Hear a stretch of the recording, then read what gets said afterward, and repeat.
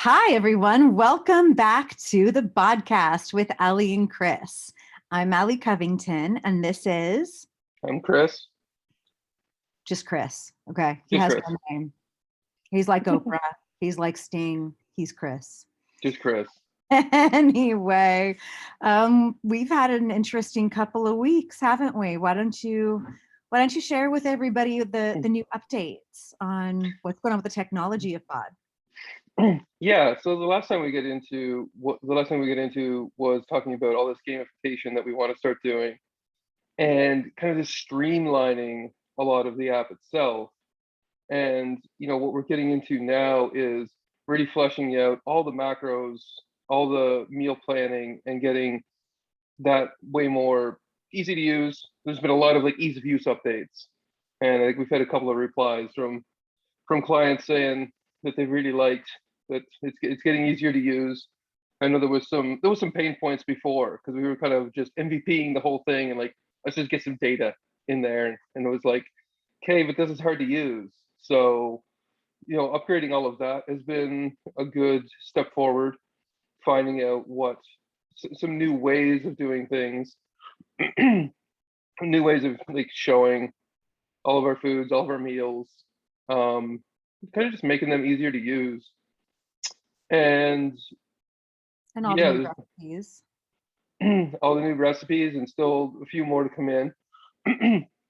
And then what we're trying to move forward into is making this all the more fun and helping people understand what it is they're trying to do.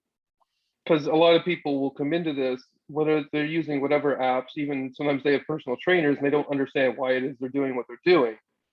And so just recently, we started adding in some videos where you're explaining all of that and bringing those into the app as well.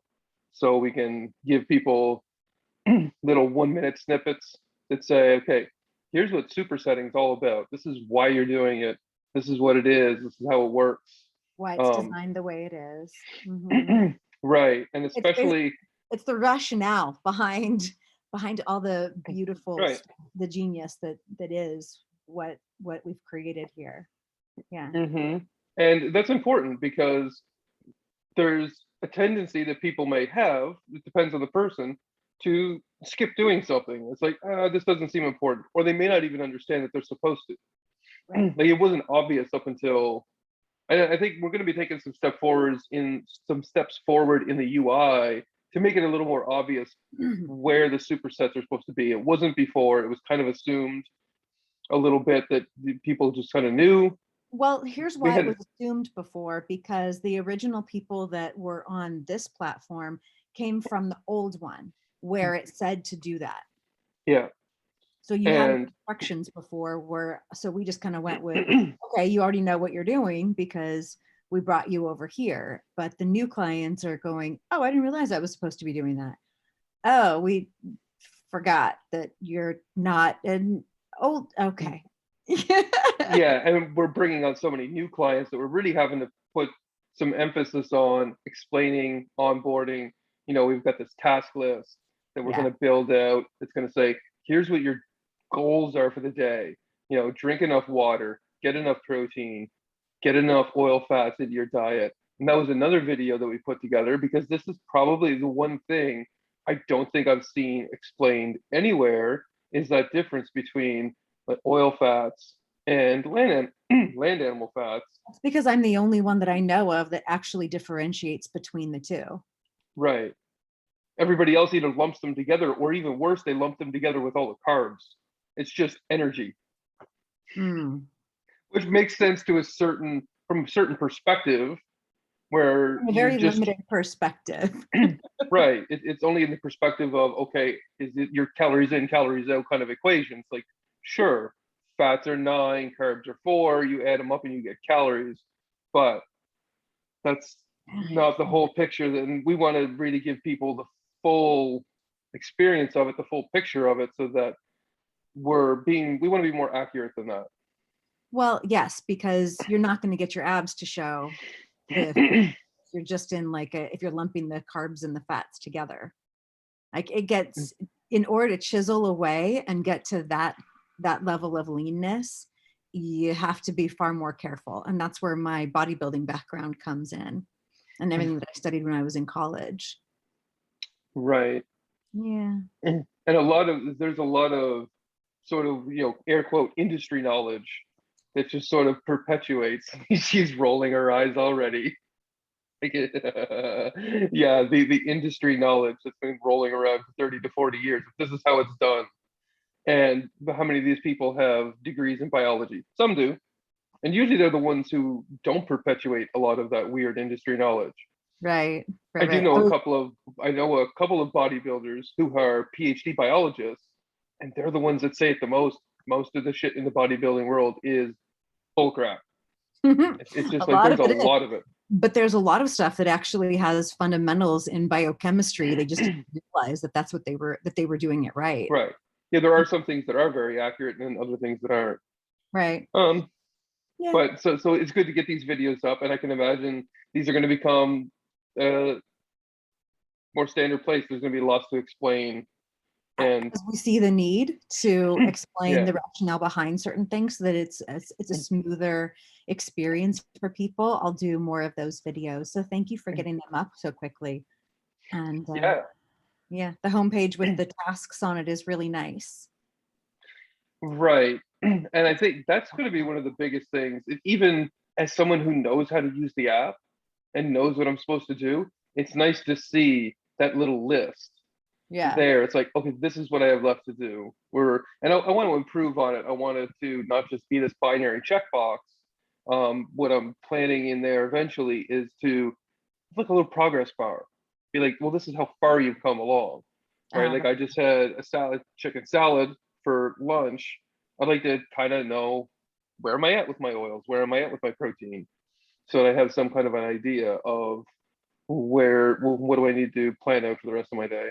Yeah. And then next step beyond that we're going to be getting to fairly soon is going to be that step of, well, here's what you could eat today, and actually having the app tell you. That's going to be, yeah, that's going to be an interesting one. We'll take that piece by piece and we'll just kind of step it up, but there's going to be some interesting things that we can do with that, especially when it comes to things like shopping lists, right? Oh yeah. That's the one that's going to really catch the busy people's lives. They're just like, what do I need to buy? Just tell me. Tell me what to go to the store and get. Tell me what veggies to get. Tell me what fruits to get. Tell me what meats to get. I'd love it if we could take that list and export it to whatever store's website where they can just order their groceries to be delivered. I've thought of, yeah, that would be really, really, really, really, really cool. And I bet you we could probably partner with one if none of them have that, because most of them just have on they expect you to go on and click click click click click click click, right? They expect you to do all the use their interface. Mm-hmm. So if we could get some kind of digital export that was just like published to, I don't know, DoorDash or something like that, and there's a potential partnering opportunity there. Yeah, that'd be Because one fun. of those companies is the most likely to have something like that. It's going to be your DoorDash or Uber Eats or something like that, where they'll do a It could be delivery. Ralph's. I mean, grocery stores are doing that because they'll let you go online and just tell them what you want, and then you just drive over and pick it up. They don't deliver it, Oh, you're right. but They don't. gosh, Oh, wouldn't okay. that be like if they started delivering? Yeah, and Uber Yeah, Eats. that could be your option. It could be the pickup. But what I've noticed with DoorDash and Uber Eats is that even though they have grocery on there, they don't have the full grocery store. Oh, it's a limited list. It's a very limited list Whereas because the grocery store itself will have all their they're inventory. physically sending the driver in to go ding, ding, ding, ding, ding, go get those items. Whereas the grocery Oh, really? store I has a didn't. whole thing. And I mean, even if they just could export their grocery list into the grocery store and just go pick it up and not have to go into the store and do all of that, that would still be one step closer. Yeah. So there's some really cool options there. We'll see if there's like a We'll see Safeway if you're what the listening. Yeah, we'll see what the viability is over time, but down the road. Anyway, what I love about where we're at right now is that we've pretty much finished doing all of the major things that we wanted to get accomplished before scaling Yeah. up to, thousands of people. So Yeah, we we've can got that. take this and polish it forever. Oh, and we will. Forever. Yeah, forever. Yeah, We could dedicate an entire team to just sitting there and polish, innovate, right. polish new features. But right now we're here. We're where we want to be in order to be that differentiator in the industry, and it's a really exciting place. I love hearing the words. Nobody else is doing that. I know. I We, hear we, it we keep constantly. right. We've probably heard it like half a dozen times in the last couple of weeks. Nobody's doing that. Nobody's doing that. Nobody. It's like, I've heard it yes, constantly for the last 10 yes. years. It's why it's like excited that this is just gonna blow up. It's Yeah. gonna it's the slow burn. It's always like, oh, is it gonna make it? Is it gonna lift off? Is it? And then whoosh, and then you're at 10,000 feet. It's like, holy hell, what just happened? Taxiing down the runway right now, baby. Here we go.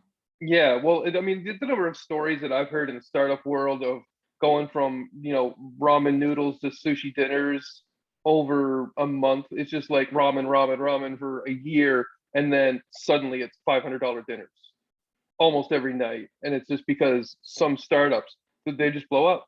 And suddenly there's like, oh, we just went from struggling to get 6 figures of revenue per year to doing 6 figures of revenue per day Oof. inside of like 2 months because they got the right TechCrunch article or the right magazine picked them up. And it's just like, boom, where did these 10,000 clients come from? Right? Like that's kind of, we keep looking at all of this, looking at our marketing and being like, yeah, we're going to, get in there. We're going to do our Google ads. We're going to get, 200 new clients a month. What we're really hoping for is that suddenly there's 1 month where it's just like we go from 400 clients to like 50,000. Wait a minute. Is this you saying that? Because I said that to you, I don't know, 6 months ago, and you like, no, no, no, no. In fact, it wasn't even 6 Did you months say ago. something I like think that? it was like maybe 2 months ago, and you were like, no, no, no, no, we can't take on that many that fast. Ah! And I went, okay, you need to go work out, and I'll come back to you later. I remember that conversation because I was literally Did you say? walking through the parking structure of my gym, going into the gym, going, what I is don't remember this. It must have been different Chris. I don't know. Hmm. Invasion of the Body Snatchers much? Were you Right? drunk It's at the just, time and or I think something? just abducted and taken away. It's a, yeah, no, that's what I'm hoping for. Is just sudden surge of too many people. Well, my guess is that you didn't feel confident in the infrastructure that you had built at that point, and now you do because you really have done a tremendous amount of work over the last 2 months. It's yeah, what was going on back then was a lot of it's imposter syndrome. It's that usual thing of like, Hmm. because I look at it now and I'm like, well, of course I can scale this up. Like the system that we have, no way it would handle 1,000 clients. It'd be lucky if it handled 100 on a daily basis. But we're on a system that has automatic scaling. It Mhm. would cost us a whole lot of money. We'd be spending $10,000 a month instead of 100, but we would be making that much more money. It was just, it's been so long since I've worked at something that needs to scale up to this kind of threshold where it's like, okay, suddenly you have 1,000, 10,000, 100,000 clients. If you get that ramp, it does have its challenges. And certainly it would be quite overwhelming, but at the same time, it's just what we would do. I mean, you would just shut off feature development and just be like, okay, just optimizing every day Mhm. and just keep as many. It's just like then you're just like, okay, we don't need lead gen, we just need retention. You just need to keep it from crashing, Right. right? Like Yeah. like listening to, and this happens to almost any company. It could happen to us very quickly, and it's likely to happen. It happened to Twitter just recently because Mm. they had a whole bunch of problems because of Facebook going down for a few hours. As Oh yeah. everybody probably realized just recently, Facebook and Instagram went down. Well, guess who the other big giant is? It's Twitter. And you might think, well, Twitter's a giant company. How could they have trouble? It's like that's not, nobody sits there with 50% capacity just floating in the ether because that's a crap ton of expenses. They might have 5 to 10% burst capacity, right? That's what most of those companies are going to do. And people were on Twitter saying, hey, Twitter's not working. It's not loading. I'm getting the fail screens. It's like, yeah, because you're overloading their systems. Yeah. It's because suddenly there's a burst of about 100 million people just showed up that weren't there 5 minutes ago, wondering what the hell's going on with Facebook. Is the world coming to an end? Right. It's like And the restaurant was almost full, and then the entire neighborhood decided to go down to the restaurant, and they're standing out there going like, "What do you mean you can't take us?" right. Well, we didn't expect you all to show up today. Right. It's like, yeah. And so, and you can't, a big company like that too is really hard to just scale up because you tend to have things very dialed in, very optimized. We're in a position where if we needed 100-fold, it would be silly expensive to do, but it would just be like, whatever. Okay. There's certain parts of our infrastructure would not scale very well, but we would get it dialed in eventually. And it's like, yeah, I don't know. It just, there is a mindset shift Yes. that you get into of like, okay, no, we've got this. And even if, I think it was something you said recently, was like, you're going to piss people off along the way. You're going to make people unhappy. And if fucking 5,000 people showed up tomorrow to try to get on the app, it's like, yeah, a lot of them are going to be unhappy because we were not ready for that. And that's okay. Because if we did have that many, at the same time, it's like, well, it's not just a one-off thing. It's because of some reason. Right. And so you make do with the best that you can. Well, the thing is, in order for 5,000 people to have shown up, we knew what we did, and we were preparing for it all along the way. Right. They don't just all show up at once because why? Because my fitness fell and lose it, and everybody went down, and all of a sudden, right? Like, nah.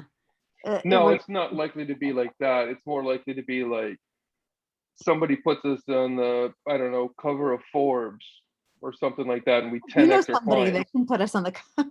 You could put us in Forbes at least. Right. I don't know about the cover, but I would love the cover.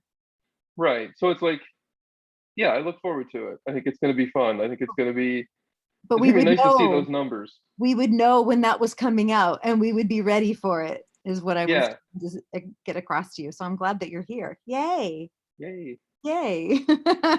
So I have an interesting thing that happened last Monday. No, maybe it was 2 weeks ago. I don't know. It was before you came out for a quarterly meeting, I think. And I got the results of my microbiome test. Oh, right. Yeah, I kind of wanted to share that a little bit because it was really eye-opening. And I've always had my blood test, but I haven't had a stool test on my gut for about 22 years. 23 was the first and last. Oh, wow. So you've done it, but it was a long time ago. Long time ago. And there's only one way to know what's going on in your gut, right? And this is the only way to know, right? Blood tests will tell us only so much, but if we want to figure out what the root cause is behind some of the things that we're seeing in the blood test, then we need to go into the gut and start searching through some of that stuff. Right. So the reason why I did it was I was most concerned about, do I have all the keystone bacteria that I need, all the stuff that's really, really important? Do I have enough good bacteria versus the bad bacteria? And what are the ratios of that? And is estrogen getting swept up appropriately? Do I have any pathogens in there that I need to get rid of? All of that stuff, right? How's my serotonin? How's the B vitamins? How's all of that? And to find out that I had all the right bacteria, but I just didn't have enough of it, was pretty eye-opening because I had not been recommending the prebiotic to our clients. I was more concerned about making sure that we got the probiotic in and we were getting all the right bacteria. So to see, oh, I've got all the right bacteria, I just don't have enough of them in there doing their job. I went, okay. And so the recommendation was switch to this one particular strain of bacteria that they have, that it's a probiotic that boosts the killer T cells in our immune system. Right. And then switch the prebiotic. And then one other little thing she said, take broccoli sprouts. And I went, what is a broccoli sprout? I've never heard of a broccoli sprout. She said, you can buy them in the store, but they're really expensive. I said, yeah, I'm not interested in tracking down broccoli sprouts on a Did day-to-day she basis. say why? Did she like get into anything specific? She did. I'd have to go back and look at it to remember where that was, because I have a photographic memory. So a lot of data that I pull is from picturing where, or going back and seeing the document. I can recall the conversation, because my auditory Right. memory is not as strong as my visual. So I'd have to go back and look at it to be able to tell you why. But it's basically it's to boost some other bacteria that will do something good for me that yeah. Right. Well, the reason why I ask is because that's not the first time I've heard of somebody mentioning broccoli sprouts. There's another woman she's been around like Joe Rogan's podcast and a few other places. She's a genetic biologist out of San Diego, and she talks about broccoli sprouts a lot. And specifically, there's a compound in them called sulforaphane.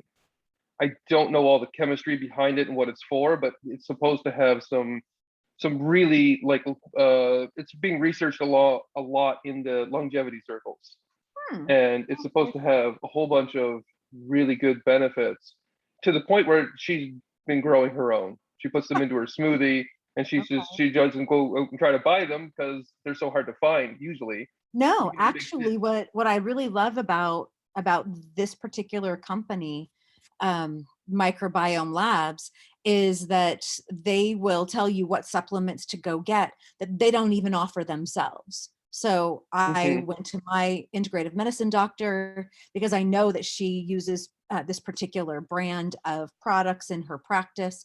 And I just said, hey, can you order me this one? And they were like, yep, here you go. And it showed right up. Oh, they had like broccoli sprouts in like pill form? Yeah, Or they do. cool. There's a supplement for that.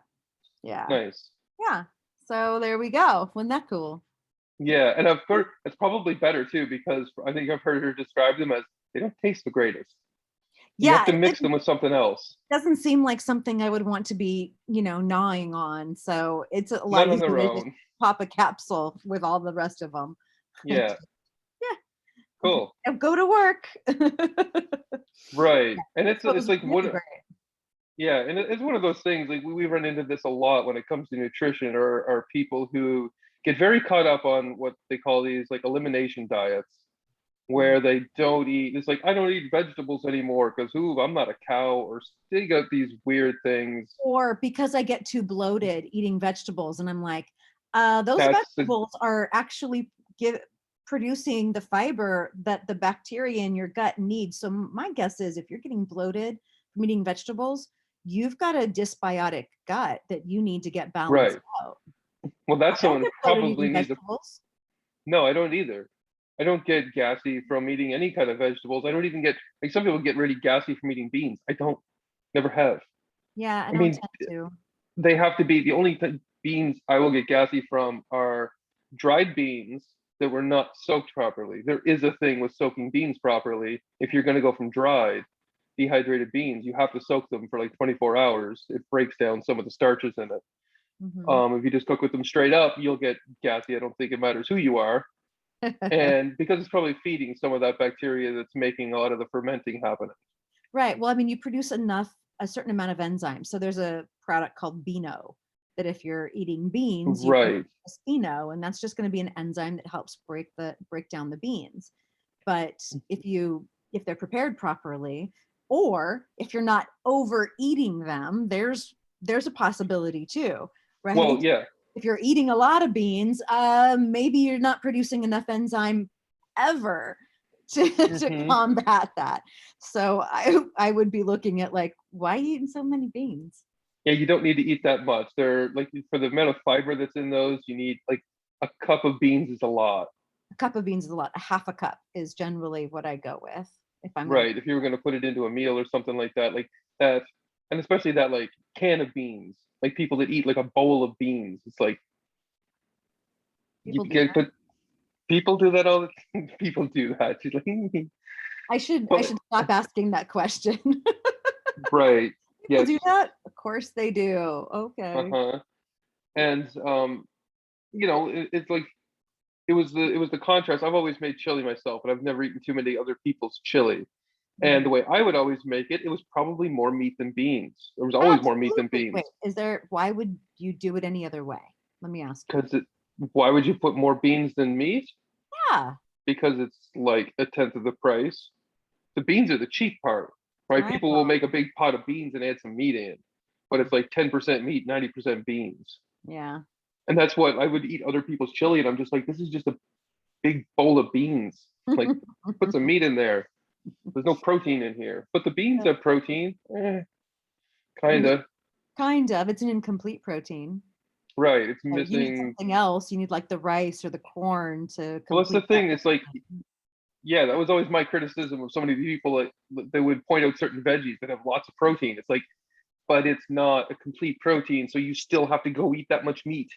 It's like you might as well almost not even count it because Right. you're not getting the essential amino acids that are in the meat.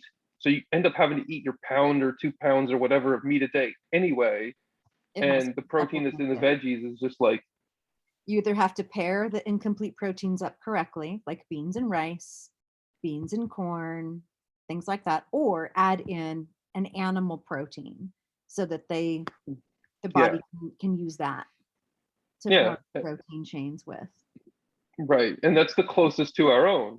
It's the same as you explained before with the animal fats, the land animal fats. It's the closest to our own. So it's the one that our body's just going to be like, hey, give me more of this. This is almost like me already. I Right. have to do so little to this to make use of it. Whereas stuff from Just open beans, it's that like, cell membrane and those fatty acids come spilling right out, ready to be used. right. Whereas Right? like beans, we're a little bit evolved from beans, just a little bit. I think we have a common ancestor there It somewhere really along the depends way. on who you're talking to, because some people seem a lot closer to a bean than a person. This is true. We met a couple of those people. Oh no, but it's usually the trolls on Twitter. Maybe those are bots. So, Well, but I'm sure I'm not the sometimes, only one sometimes, that feels that way sometimes. sometimes there's people on Twitter that I pray that they are bots and not people. Because like if that is a person, good, just sigh. What the hell? Like, Right? oh, losing faith a little bit in humanity, just a little bit. So I try not to spend too much time on Twitter. It's not good for your faith in humanity most of the time. Oh, for sure. Hmm. No, that's why I think it's a good idea to stay off of social media a lot or curate lists so that, or just make sure that the people that you really resonate with are on notifications so that you gravitate more toward Yeah, certain posts versus sifting through the don't just let the timeline. algorithm. Yeah, don't let Yeah. the algorithms shove stuff at you because it's just, you're going to Well, fill your head with a bunch of weird stuff. And and the problem with all of these algorithms is they are AI tuned. And what AI does, almost all AI algorithms revolve around the concept of optimizing for one or more variables. And what they optimize for is your attention. They put the tweets right. in front of you that keep you scrolling. And if It, you stop scrolling, that scores it negatively and it will change what it shows you next time to keep you scrolling longer. It's its only job is to keep your face in front of those ads. it's going to put the more controversial stuff in front of your face to get you to Because stay on there longer. because the longer you stay, the more ads you end up seeing, Yeah. and the more they make money because that's the only way these places make money.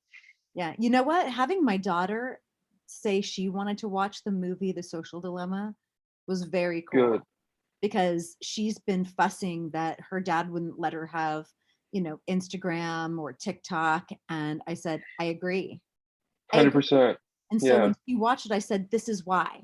You're 14 and a half. You're not completely out of the woods yet. But there is evidence that it is not healthy for teenage girls psychologically. So just give it a little more time, babe. Let your brain develop, you know? Let's Well, go that's play what this, outside. Let's go do fun things. right. I know you want to race into adulthood, but but on the other side of the coin, sometimes she really just wants to snuggle up like a kid again. And so I'm like, trying to help her balance that, and social media isn't going to help. So It doesn't help on either front. I told her, I said, it's hard enough for adults to manage their emotions around social media and what that does to them psychologically, much less a brain that is not fully developed yet. You are growing and it won't be developed for a few more years. So you just need to chill, go talk with your friends, FaceTime them, go get caught up in the water polo team game Yes, get afternoon. outside. Yeah, I go mean, do kid stuff, you know?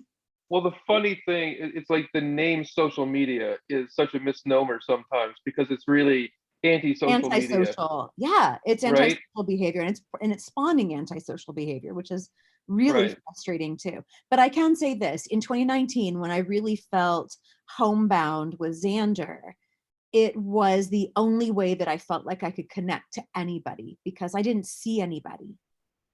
Right. I went to the gym or I went to the store. That was it. Or Yeah. I went to court. I went to the Right. gym, I went to the store, I went to court. So I didn't have a social circle, social interaction. And it felt very difficult to, make phone calls and interrupt people's normal day just to talk and socialize. And frankly, I didn't always have the energy for it. It was a lot easier to just scroll and start to connect with people on social media that way. And so it was actually a good thing because a lot of the people that I'm connected with now came as a result of making those connections in 2019 when I Hmm. was not able to go outside and like live a real life.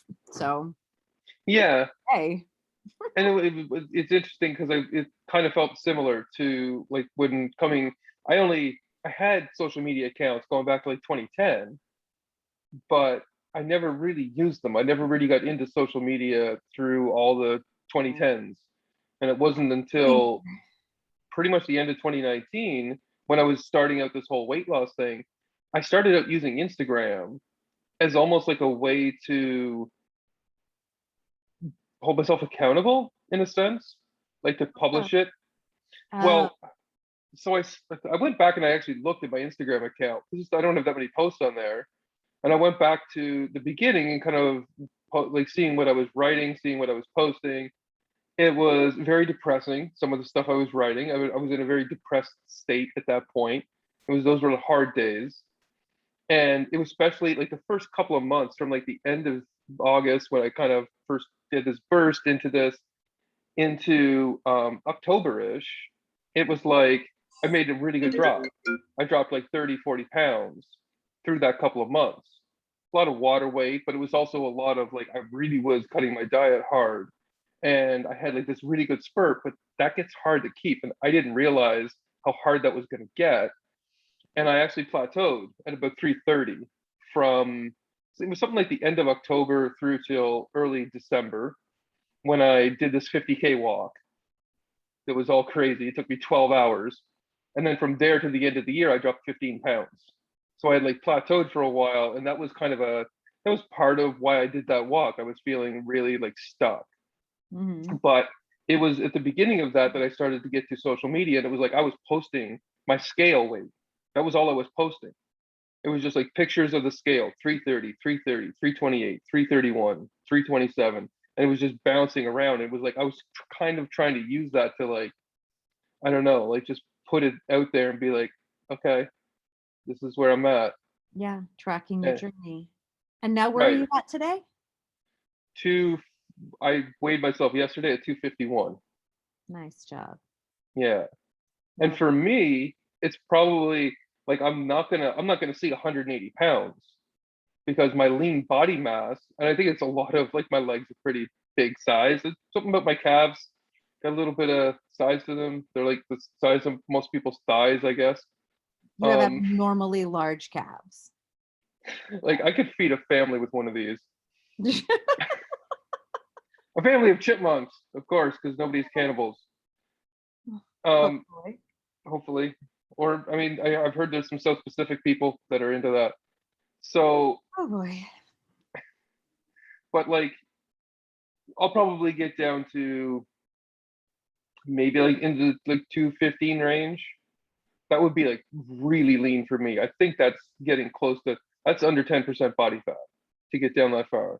220 Because I think fine. yeah, I'm like 200. if I was like 0% body fat, I'm like somewhere in the high 190s. Mm-hmm. So for me to get down much less than that, or much less than like 220, especially putting on more muscle, which, that's more of the next 3 to 5 years kind of thing. Another 20 pounds of muscle, it's like, yeah, I'm not going to see much less than 220. So it's not actually a huge bit left to go. But what's so interesting, and this is what I'm learning, is this is where it really gets hard. Mm-hmm. Like that drop from 370 to 300 really wasn't that bad. It was just kind of a little bit of consistency every day, just keeping going with it. And then from 300 down to 270, which was like, I think I was about 300 around February 2020, a little before I started working with you. I'd gotten that first 70 pounds down. That's where I got stuck again. So like 370 to 330, then it got a little tougher and I had to like bunker down a bit more, take it a bit seriously down to 300. Then it got even harder. And I was like, okay, now I need a coach because I can't do this alone anymore. And so we started doing that. And that was the extra level of accountability Uh-huh. and someone else to like, what do I do when I'm in this situation and things like that. Mm-hmm. And getting down into this like 250 range. I was 255 in April of this year. I'm still 250-ish. It's like it's been 6 months and I'm still kind of floating around the same area. This is where it gets tough. I Mm-hmm. mean, there was a lot of other things going on, but this is the mindset shift. And what's made it tough, I think, is having so many other mindset shifts to make too. Talk to me And about trying that.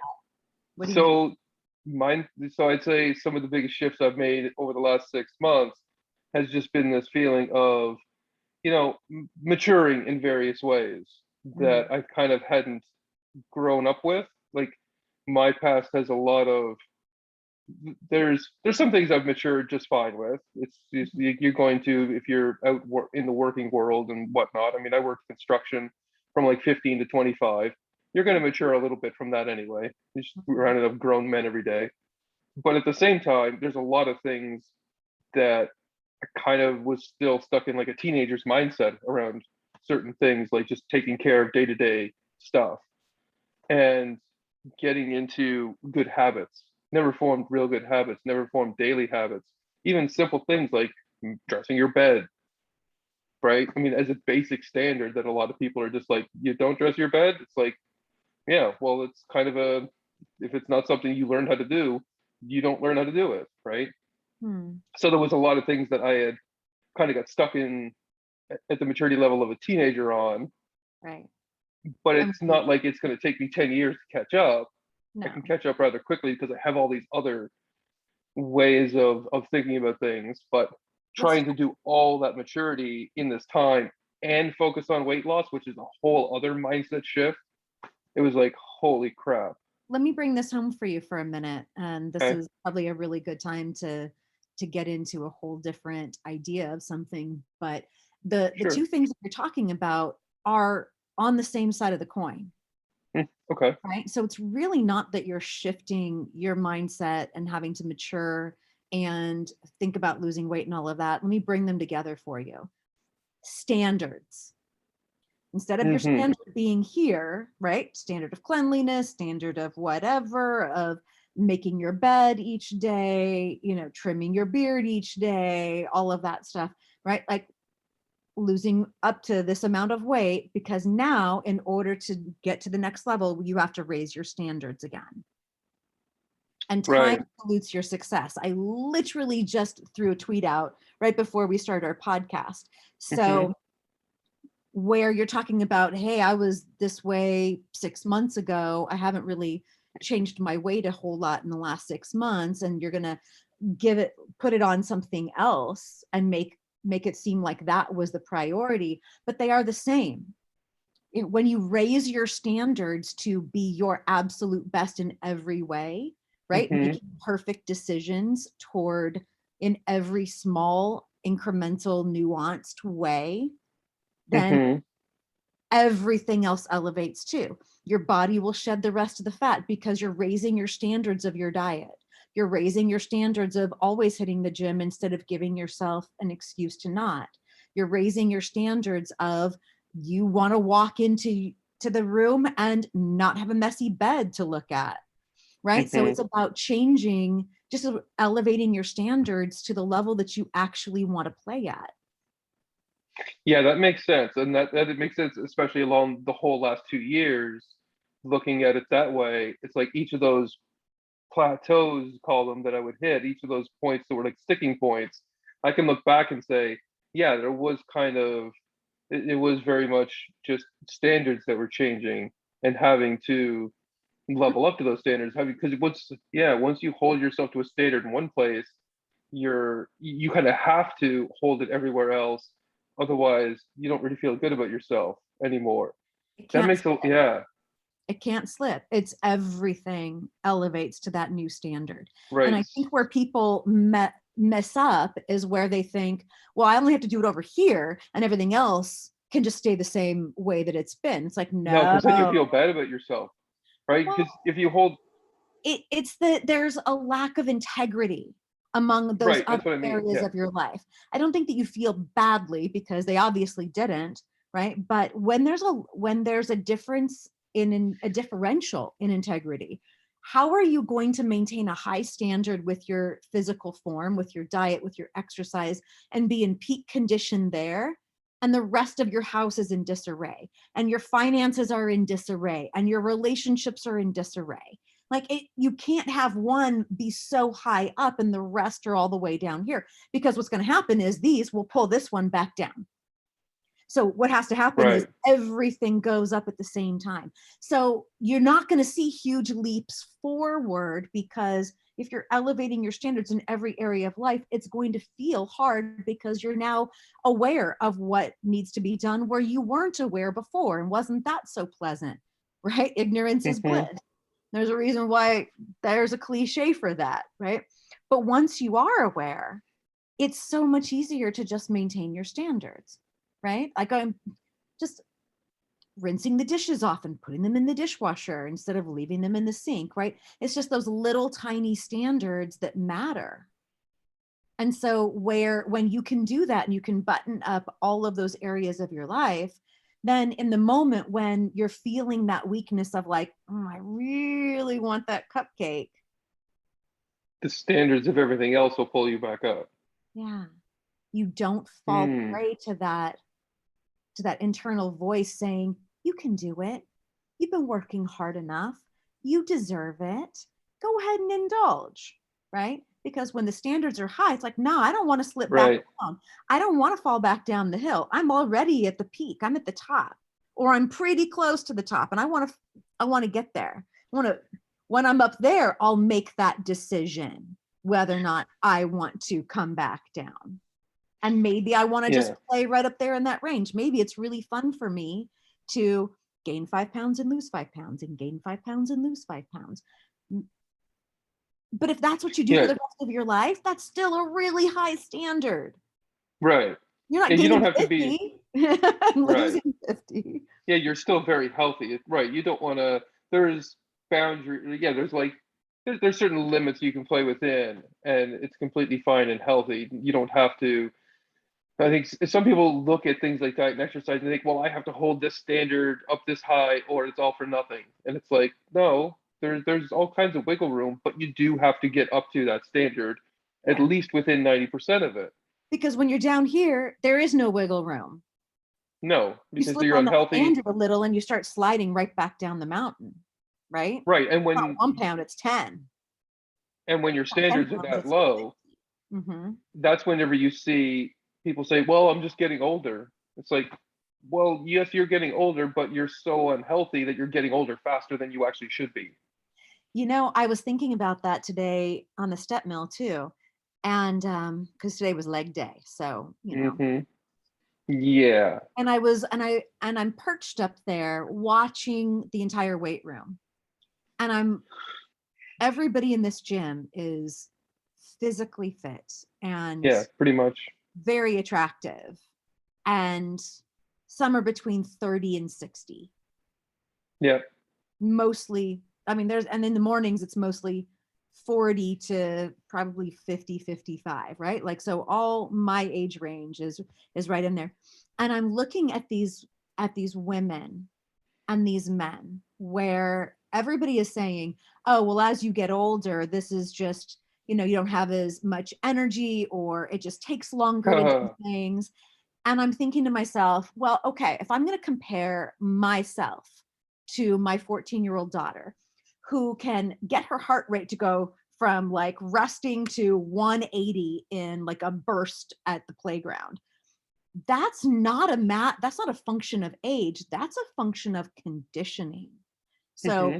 for everybody that's been doing this a while, right? So a part of the function of age is that your heart gets stronger, your heart gets bigger, it doesn't have to pump as many times, doesn't have to beat as More many times, efficient. pump as much blood throughout the body.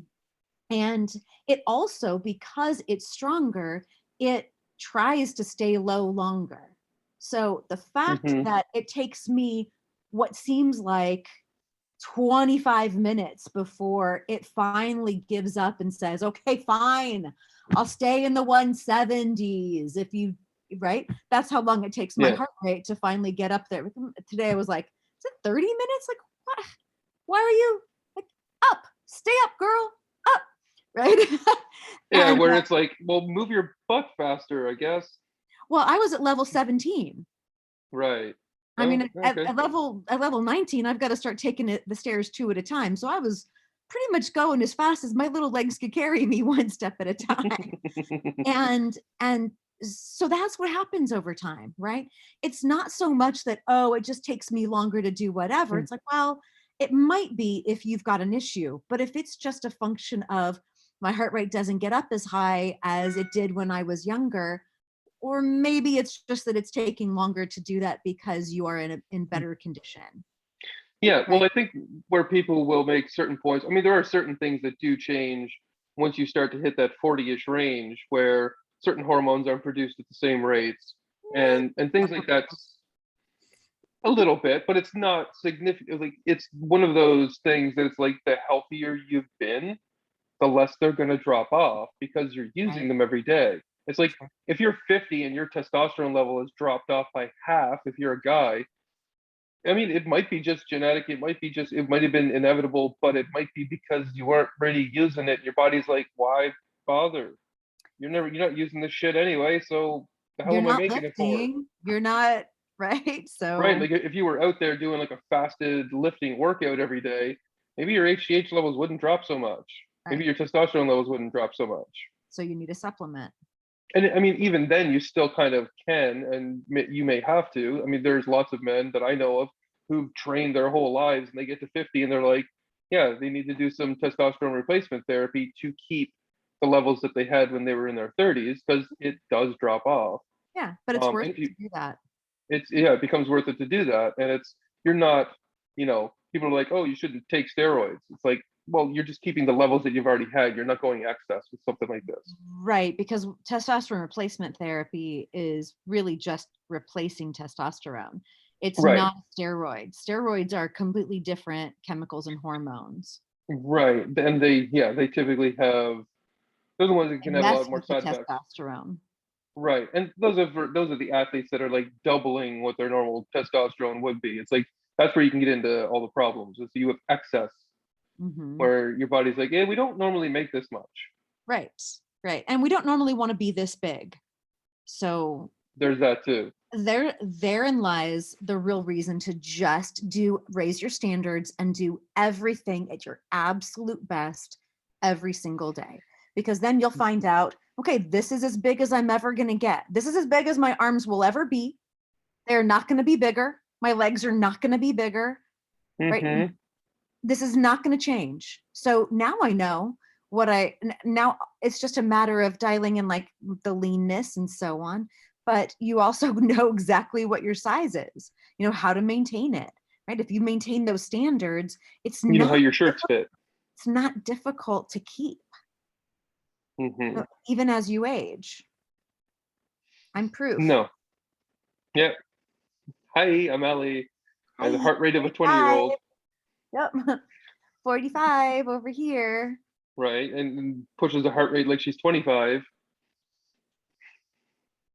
Yeah. Um, But yeah, so like if it won't go up, then I know, oh, maybe I've been overtraining. I didn't recover well enough. Maybe I need some aminos, right? So then I can dial in those things and see how those little tiny changes can impact my performance.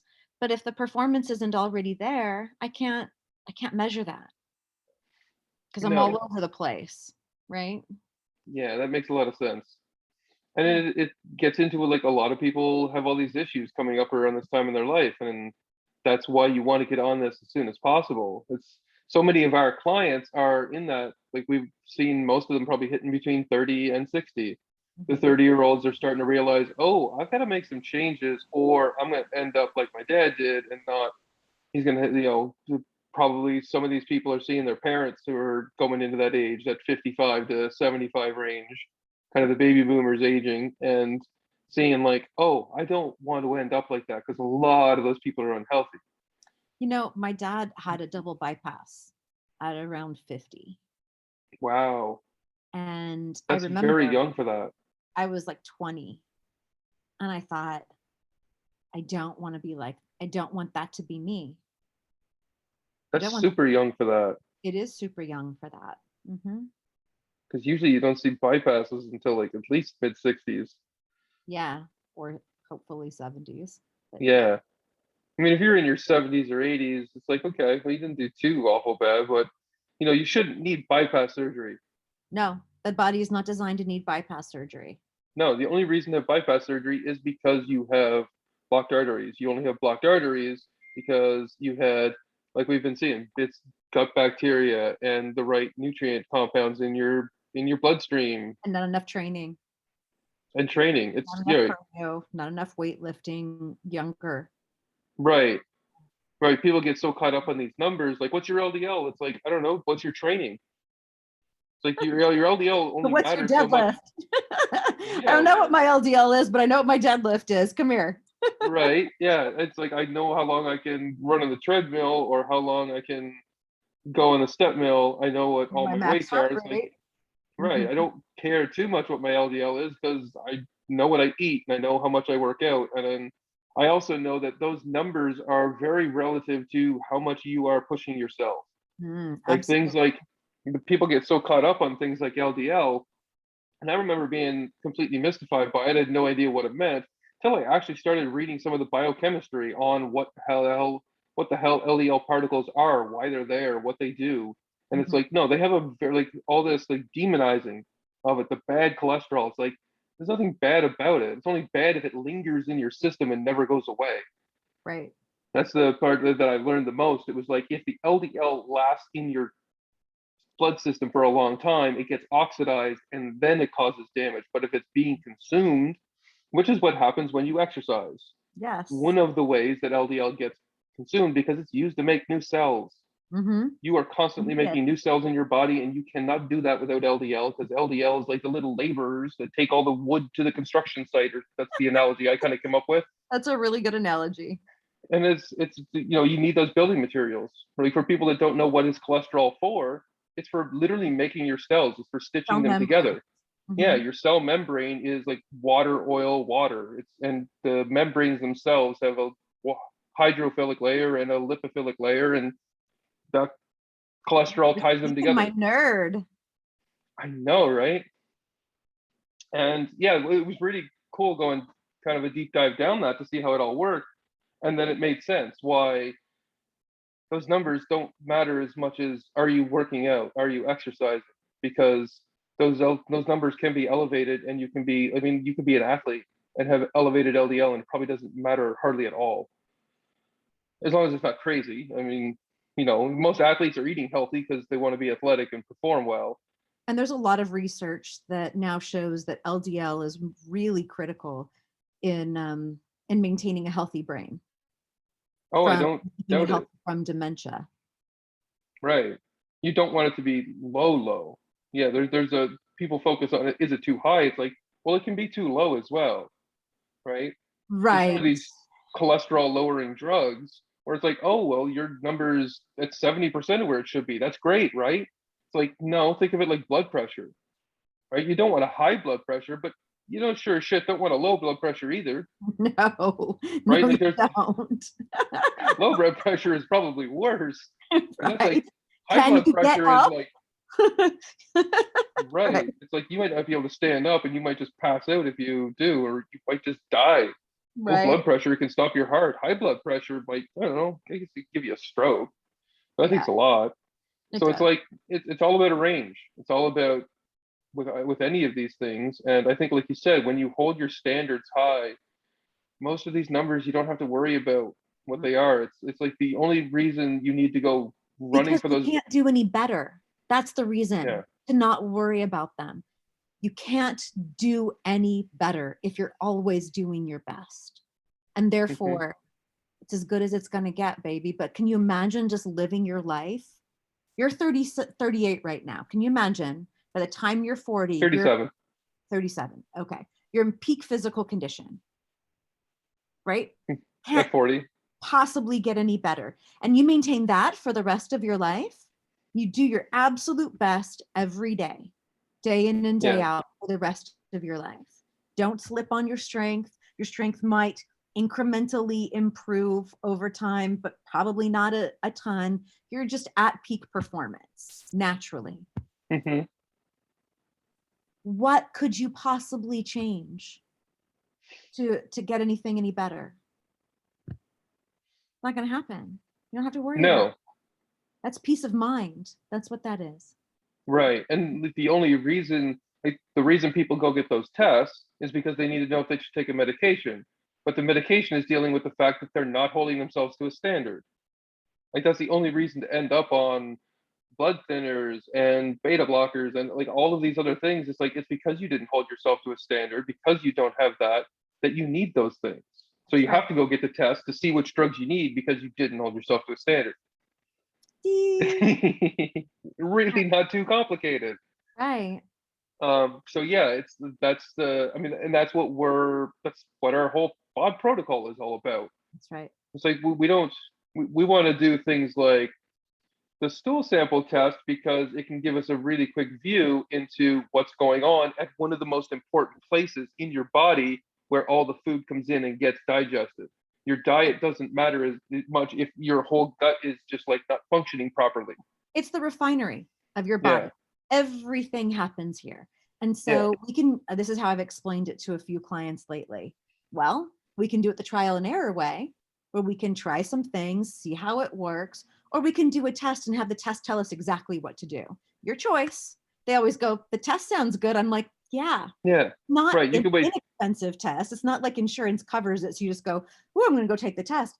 But I'm telling you, there's no other way to do this because even if you got your doctor to give you a stool test, they're not looking for the stuff They're that not looking at the different we're, bacterias. they're not looking, yeah, and they can't tell us what this test does. So, yeah, it's Right. worth And that, it. right. And like you said, it's like you have, even in your test, where you've been holding yourself to a really great standard, you have all the right bacteria, Mhm. but there were some that could be bolstered a little bit. So it's not a matter of getting more probiotic into your diet. You wanted some prebiotic, which helps bolster the Feeds the, foundation that's it already there. helps the bacteria that you have grow. That's Yeah, all it it does. increases Helps that populate. population. Hmm. Right. So that when you're consuming your food, like people say they get gassy, like we were talking about in the beginning. Well, if you have the population of bacteria to deal with it, you don't get that because they break it down and just turn it into short chain fatty acids that your body then consumes and uses for stuff. Yep. And it becomes Oh, those short energy, it chain becomes. fatty acids are what cause your body to epigenetically burn more fat Hmm. versus store it. So that's a Right. good. And you end up with more energy. Mhm. Yeah. So like a lot of this is solved. You start with that foundation.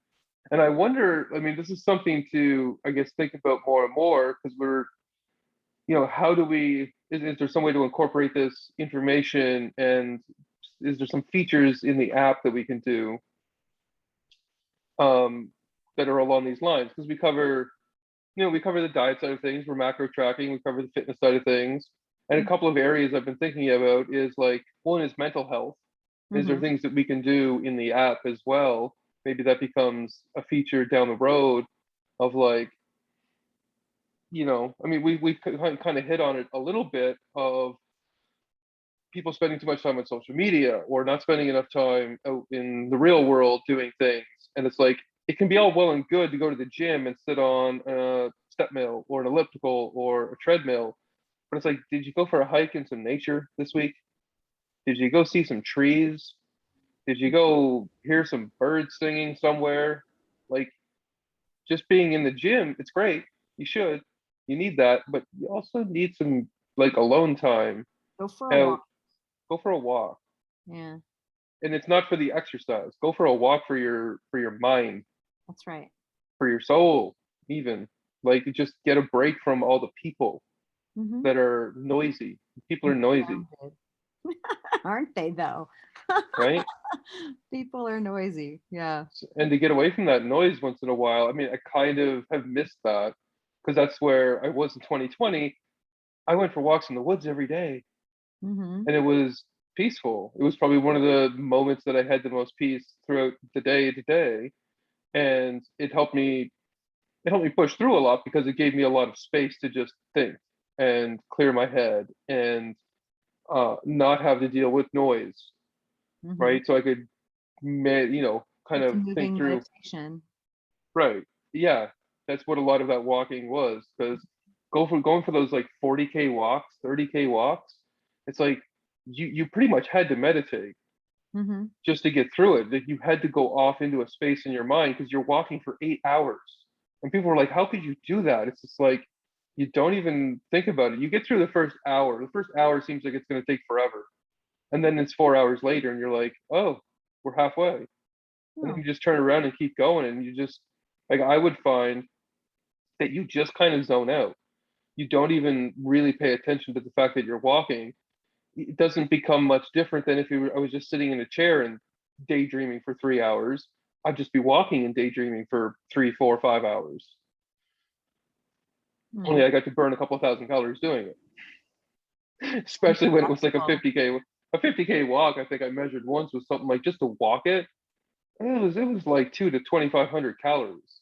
So I don't think you've been doing a whole lot of walking with between Mexico and Houston, have you? Not so much. Not I so mean, much there's not walking in 2021. well, and walking around here, it's just like I'm just in the middle of streets. Hmm. There's no, I mean, I would have to drive for like an hour or more to get someplace. Oh, Because I'm like, it's like Houston's just north of me, Galveston's just south, and this is just oil territory. oh. So it's just Well, like sprawl everywhere. at least when you were in Colorado, there were parks and lots of stuff.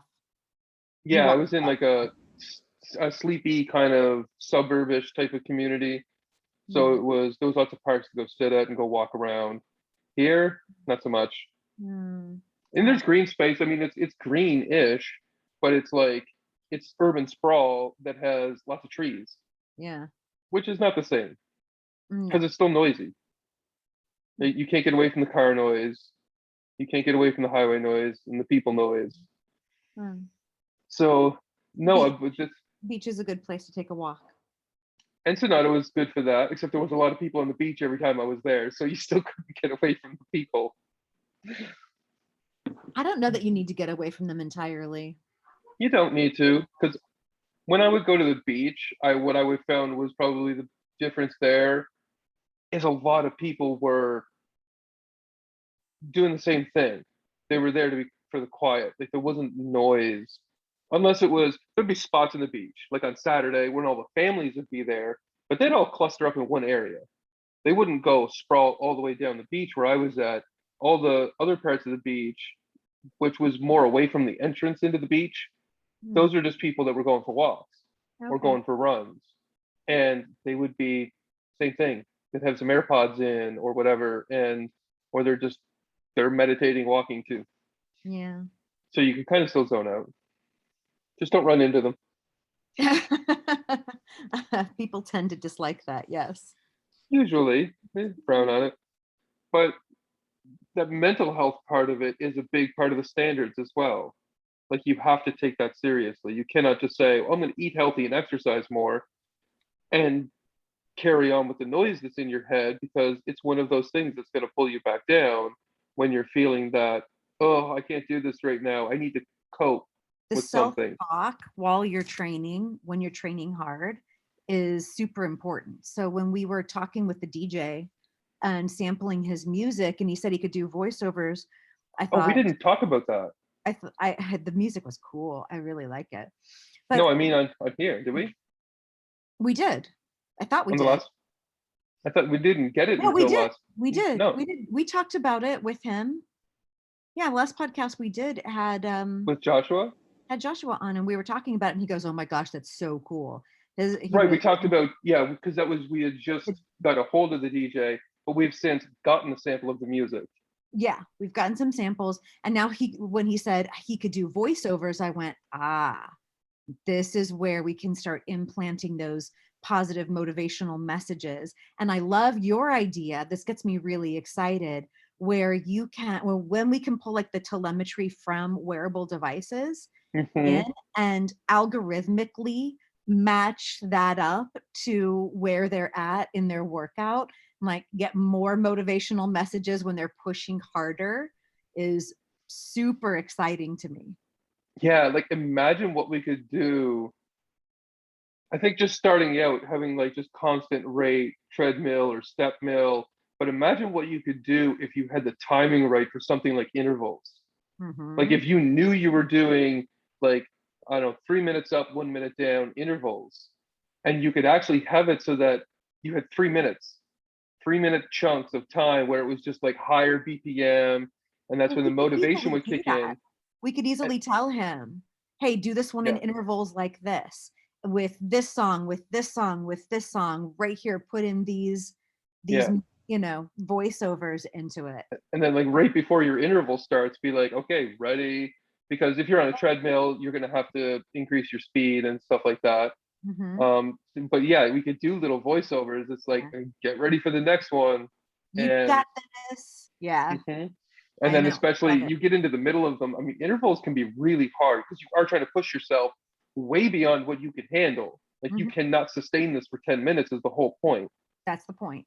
Correct. Right. So you're pushing yourself into that, like you're aiming almost for 100% of your max heart rate and falling short of that because you can't hold that.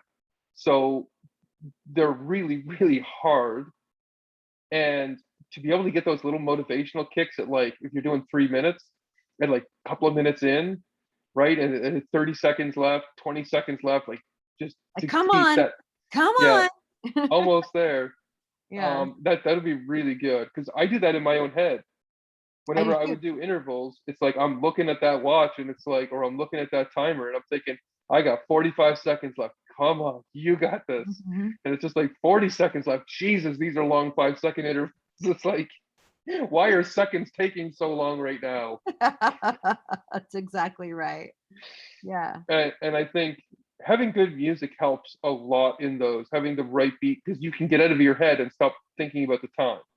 Right, because when you can match your feet with the beat, it then the music pulls you, as Yes. opposed to you having to push And against. there's nothing worse than being in the middle of an interval and the song ends. It's just like, oh, I want to Oh, and then cry. 10 seconds or so before the next song actually starts. Right. And you got to go Oh, like psychopath mode. that's a long 10 seconds, let me tell you. Oh, yeah. This is where seconds turn into minutes real It fast. feels like an eternity. Yup. Yeah. And then the So next song I'm is slow. excited. I'm excited about being able to have that for the clients. Right. For me, I mean, just being Yeah. selfish over here. I want it. I know. I was thinking that the last time I was on the step mill, like there yesterday, I was like, I just want to spend the $3,500 just to get it for ourselves. It's like I don't even care. I want this. This is so much better than even a curated playlist. Well, what's perfect about that statement right now is that it reminds me that this whole app is literally built around everything that around my standards, around everything that I've wanted, Right. right? I wanted the macros, I wanted all that, I wanted dialed in, I wanted doing this, I want the workouts to do it like that, I want it to all run like this. And right, most people would never know or care, but Allie's standards are like silly high, not silly high, but I have performed at my best for 99 quite a while. percentile. And now I wanted this app to be a reflection of that. And that's the missing piece, the music. It is. The only thing that's missing. I mean, it's not critical.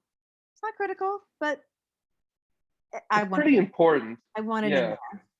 And I love the idea. The thing I like about the music the most, I mean, we'll start off, we'll just get some music in there that's really good to listen to. But I really love the idea of just how much we could optimize it over time. Like getting into it, we're not going to get into doing this interval timing of the music and getting it just in time for your intervals right away. But that's where we can go with it, Mhm. right? Or like when you're doing your lifting, you're gonna want different music. I always do. I always change playlists. The music I want during doing cardio is not the music I want lifting. I don't want 140 BPM music when I'm doing squats, right? I want something that's got a little more anger in it, something that's maybe a little heavier guitar, something that's got a bigger beat to it, something that's or more motivational. Like there's some Eminem song or something like that, where it's just like something that's just like, I got this. It's like push through, overcome. Like there's just sometimes it's the lyrics that matter more. I want some lyrics that are inspirational, not just a beat, right? Like I don't usually care too much about lyric type music when I'm on a cardio session, but I do care about it a lot more when I'm lifting. And Mm. you're getting to that like eighth rep, ninth rep, 10th rep, and you're just like, I know I can squeeze this out, but I'm fatiguing pretty hard. And it's just like I just put that bench press up and it's like I'm on 9, I got one more left. And I just struggled to get this one. And there's nobody around to spot. So like if I pull this thing back down to my chest, it's all on me. Do I have it? And it's Mhm. like the right song will be like, fuck yeah. And that bar comes down and it goes back up. Mhm. And maybe it only catches the bottom rung of the rack because the elbows are going to lock out on this one. But it's just like the right music will get you to do that. It'll get you past. Whereas it does not take, when you're lifting, especially, it does not take much doubt for you to cut yourself short of that last rep. You're like, I don't feel like it all of a sudden. And then you give up. And then you probably threw out the best rep. The Mhm. last rep's always the best rep. So every little bit more you can go for helps. Standards. Standards. But it's so easy, especially when you're fatiguing. That's the easiest time to be like, I did really good, right? I Yeah, got but that's when you got to 95% of dig the way. in. That's when That's you when you got to got to dig dig in and be like, no, you didn't get 95%. You got 70% in. because Mhm. that last rep was 30%. The Mhm. whole point of, and this is what, I mean, maybe you could talk about this more, but like my understanding is the whole point of doing all those reps up till the last one was to get to that last one. That's right. To get to the fatigue. Right. Because it's only Yep. once you're at that fatigue that the muscle's like, I can't do it. And your nerves have to That's overwhelm it and just say, do it. that's when they start to have the micro tears, and Right. that's how you build back up bigger and stronger. But by not pushing to fatigue, you're I mean, you're just hovering here. You're going through all the You'll motions, but maintain. you're not getting any of the benefit. It's like what I Right. tweeted out probably last year, or maybe it was earlier this year. If you're doing cardio for less than, 20 minutes, you're missing the best part. Right. You're doing this work, but you're not even getting the dopamine rush. So if you're put your Let alone the VO2 max boost that comes in that next 20 minutes that later on, yeah. So once your and heart then rate's up. and then when you're training and you're not pushing to fatigue with every set, you're missing the whole point of doing it. You're just going through Yeah. the motions, And I'll but see you're people not really building any strength, and you're not really building any lean mass, and so you're not really burning much fat, and you're missing out no, on the biggest benefit. The yeah, biggest benefit is in the last reps. Well, because the I would one say thing, 2 or 3. yeah, the last 2 or 3, and it's like the more, but like I'll watch so many people do it, do sets in the gym, and whatever they're doing, like I was watching this guy, he had a pretty decent body size to him, like he didn't, it probably looked like he was, I don't know, 15-20% body fat, like he was just a little bit, but he was also pretty strong. Like you could tell he was kind of just that bulky strong too. Mhm, And he was doing back rows, seated back rows. mhm. And I was watching him because I was just up on the elliptical and I was looking over and he was on his third set. And I'm just like, he's just pulling it back like it's easy. Like he's not struggling at all. There's no grimace on this guy's face. And he just completes his 3 sets of 10. And I'm like, you kind of just wasted your time, dude. That was my thought. It's like you didn't. you've been doing that so much, your body's efficient. And like, this is what people probably could realize. You'll get, so you take somebody who's brand new and do what this guy was doing, they'll get a lot of strength upgrades right away. They'll get through what people call the newbie gains, and it's mostly neuromuscular, right? So the nerves fire in better patterns and things like that. It's because But our body is inefficient at doing that right, particular motion.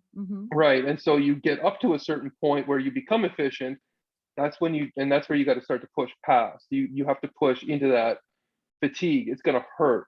Like, it hurts. When I do back rows, I do seated back rows, it's like my back hurts. Not like my lower back hurts. And it's like I feel those rhomboid muscles. It's like they ache. I gotta stretch them out a little bit because they'll get tight and like they're achy when I'm done. And I did back 2 days ago, and I did seated rows first. Then I did lat pull downs afterwards, and it was like I had to lighten up the weights because I couldn't do the lat pull downs. I was trying to do lat pull downs. I had to drop the weight 15 pounds. I still couldn't get 10 reps because I pulled that thing down, and it was just like I was barely getting it to my chin. I'm like trying to pull, and it was like, no, my back was like, no, you're done. You're toast. You just toasted it out on those seated rows. Good. And that's how that works. Yeah, That's good stuff. I like it. so like, but I was going to say, we haven't, because I want us to start wrapping it up. yeah, We have a pretty cool week coming up. It'll be yeah. interesting, and so I'm looking We're forward. looking forward to some good news. Yeah, and some new clients starting. Those phone calls and appointments are already set. So this Yeah. will be a really fun week. Yeah. Yeah. That's a big shift that we've made lately too. That big shift towards getting into that premium coaching package that we were kind of transforms. right. We were mostly sticking with this, what we're now calling just our standard coaching package. Get into the app, have access to trainer for some guidance and accountability. Now we're really getting to this higher standard, talking about higher standards. Yeah. Like, for people that really want to fix their gut, fix their fitness, fix their health, fix their we've mind. got this. Like we've been doing like a 3-month package where it's like, this is where you can really get it all sorted out. Yeah, and then I think after the 3 months, we'll know, do we need another 3, or can we go to like the standard and, to the standard package, not the standard, but the standard package, and maintain what we've built and just continue moving forward. And, right, because move you forward anyway, but this is like we need to fix a bunch of stuff up front. Yeah, because I think what people will find daunting if they just come into the app and they do have a lot to fix is that they're, even with a little bit of coaching that you get in the standard package, it's not really enough. We don't do a deep dive into all the different issues. How to raise those standards. Yeah, unless right? they're up to me and telling me they've got something going on, and then I can, have a little conversation about it. But yeah, so this makes me feel really good, because now I feel like I'm able to provide the type of service that people need. That people need and that I wanted to provide. Right. But we were, building the app and doing all of that stuff. And so now that that's really as complete as it needs to be for right now, this feels really good. This is a really great pivot. It is. I am excited too. Yeah, and it's nice to see that level of care, being able to provide that level of care and making it.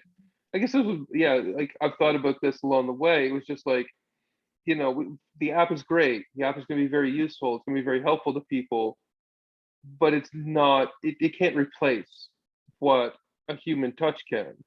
Not anytime soon. It's like, this is the whole thing with like, is AI going to replace blah blah blah? It's like, not anytime soon. It still requires, like, there's a level of compassion, there's a level of standards, there's a level, like, the right touch. It's hard to replicate that. Right. We'll get there. We will. So this is all gonna be very fun. Yeah, looking forward to it. Okay. And this is what makes it worthwhile. Exactly. All right. Yeah. Well, this was a good one. Lots of Yeah. more information. It's been a couple of weeks. It's been a busy couple of weeks. We had our quarter end.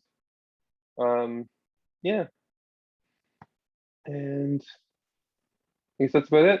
Okay. Cool. Bye. Bye, everyone. Bye.